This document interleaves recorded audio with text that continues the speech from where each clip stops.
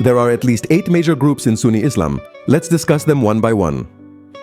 Founded around 699 to 767 CE by Abu Hanifa, Hanafi Islam is the largest Sunni school of thought with approximately 700 million followers.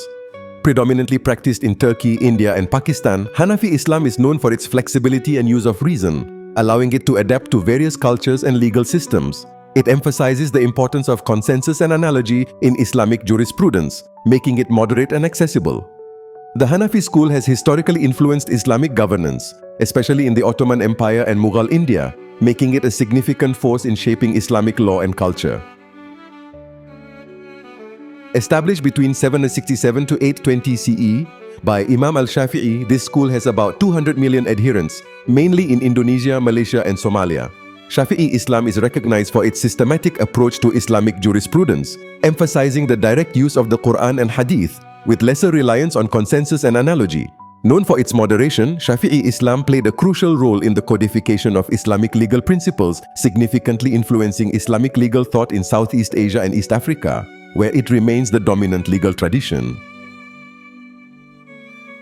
Founded around 711 to 795 CE by Malik ibn Anas, the Maliki school has about 150 million followers, primarily in North and West Africa, including Morocco, Algeria, and Senegal. It is unique in its reliance on the practices of the people of Medina as a primary source of law, reflecting its early roots in the heart of the Islamic world.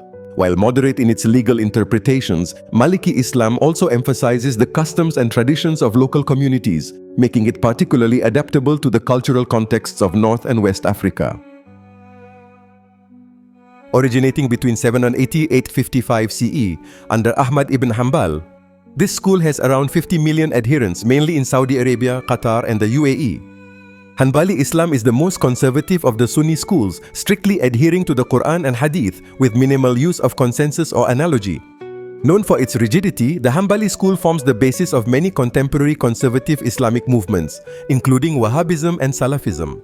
Its strict interpretations have shaped the legal and cultural frameworks in the Arabian Peninsula. Founded between 874 to 936 CE by Abu al-Hasan al-Ash'ari, Ash'ari Islam is a theological school rather than a legal one, with about 500 million followers primarily in Egypt, Jordan, and Syria. Ash'ari theology is characterized by its emphasis on God's omnipotence and the acceptance of apparent contradictions between reason and revelation. It represents a moderate position between strict literalism and rationalism, significantly influencing Sunni orthodoxy, particularly in regions where it intersects with the Shafi'i legal tradition.